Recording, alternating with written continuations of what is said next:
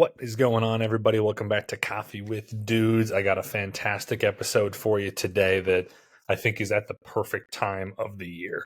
So just after Thanksgiving, we're moving into the last month of the year here, and this can be a time when there's a lot more drinks that are around, right? I know for a fact, Christmas, like I've always had, multiple Christmas parties, like sometimes a friend's party, Friendsgiving. You got New Year's. New Year's Eve is one of the biggest times when people are enjoying alcoholic beverages. And so I wanted to give you today the top 5 science-based hacks that lets you enjoy alcohol without derailing your fat loss goals, your fitness progress, anything like that. So this is all backed by research. And I wanted to just go through this with you to try to help anybody out there who is going into this period of time. I know there's a lot of peer pressure that sometimes is associated with this time of year. Obviously don't feel like you have to cave into that, but I also think it is important to be able to enjoy the foods that you love, be able to enjoy drinks that you love, and know that you can do these things without completely derailing your progress. Now that comes with the, not going crazy on these things, but also know that like one day too, going like a little bit crazier isn't going to just completely derail you from achieving what you want to. And understand, and this is something that I've grown to understand a lot more, that we need to be able to enjoy our life, enjoy our life to the fullest.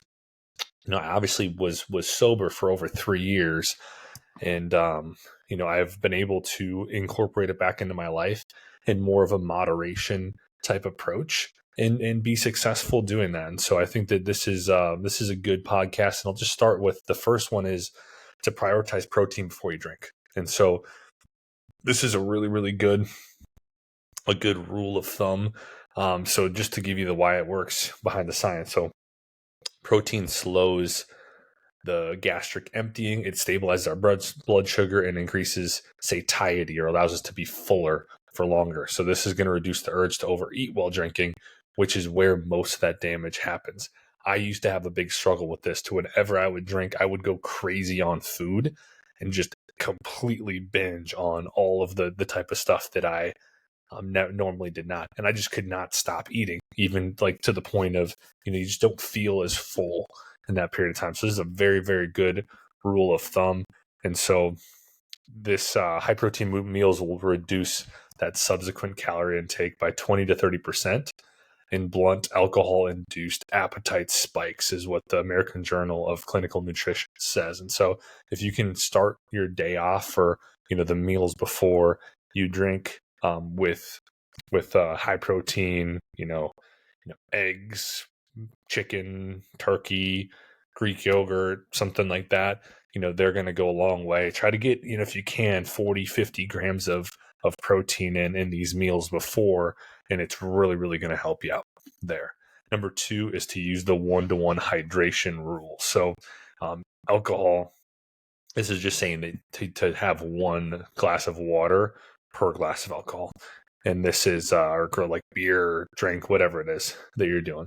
And so this is a huge thing. Alcohol dehydrates you, right? Also, dehydration reduces cravings. It slows recovery, worsens the quality of sleep. And so if you can make sure that you're drinking as much water as possible while also drinking your alcohol, it's going to help tons. And so this, one of the science-backed tips says hydration increases alcohol elimination rate and reduces perceived intoxication, lowering overheating behaviors, which again, like we said, is the biggest reason why people struggle with alcohol intake and see their goals kind of diminish, is because not only are alcohol calories, right? And a lot of times it's like empty calories, to where some of these drinks that people will drink, you think of like one beer, some of these heavier beers are like 250, 300, 350 calories.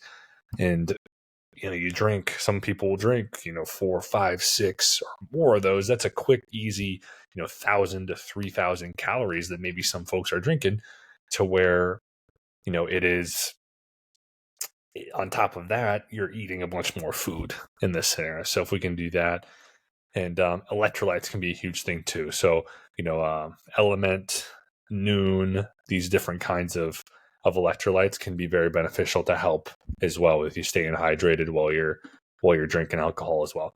Number 3 is to choose lower calorie alcohol options and to skip the sugar mixers. So I just talked about how high the calories can get. A lot of times that also comes from, these high calorie mixers that people will use. And so it's like you know, a like a Jack and Coke, right? Like a Coke, can easily over the course of the night, add a lot of extra calories to your night when you have like 6 Jack and Cokes or something like that. And that's an extra easy 1,000+ calories just from the mixers alone.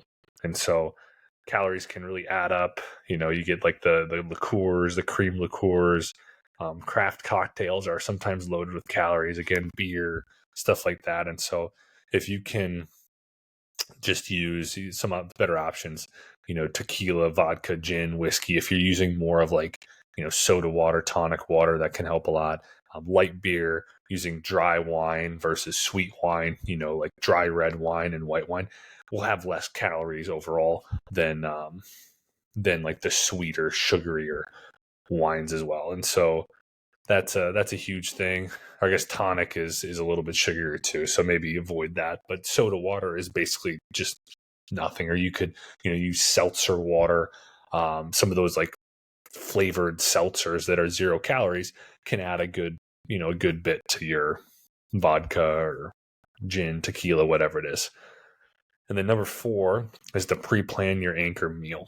And so this is just saying so that most, again, we have like the late night overeating. And so if you can plan ahead the meal that you're going to have, after drinking, that can help a lot. So alcohol reduces activity in the prefrontal cortex of the decision making, and it increases your hunger hormone ghrelin, which is going to have the impulse eating is 2, 3, 4 times more likely.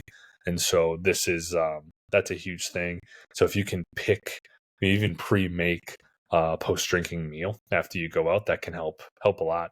Prevents you from maybe diving into the pizza, the different stuff like that, which can it's fine, like it's not the end of the world, but that's a lot of times where folks can go wrong here and go crazy.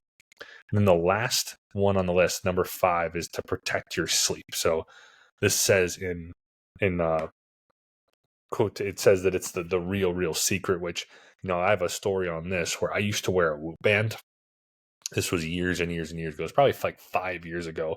I wore one of those Whoop bands on my wrist, and it tracked my sleep. That was the main reason why I did it. And I improved my sleep immensely by tracking my sleep. But I also figured out whenever I did drink, even if it was just a few drinks, my sleep tanked. And so it really allowed me to realize just how much alcohol affects your sleep. And so this is a huge thing for those of you that are really like have some huge goals that you're going after. Poor sleep dramatically increases the cravings, decrease metabolic rate, tanks recovery, raises stress hormone. Even small amounts of alcohol, like I said, can disrupt your REM sleep, which is really where we recover. And so the science says that sleeping poorly for just one night can reduce your calorie burn the next day by up to 300 calories and increase hunger by almost a quarter. That's from the Annals of Internal Medicine. And so just states like some things you can try doing: stop drinking 2 to 3 hours before bed, get protein and electrolyte, drink before sleeping to mitigate dehydration and muscle breakdown. And so another thing here, like kind of a bonus thing on here, is just to like one thing you can do that I've had success with in the past as well, is to set a drink limit for yourself.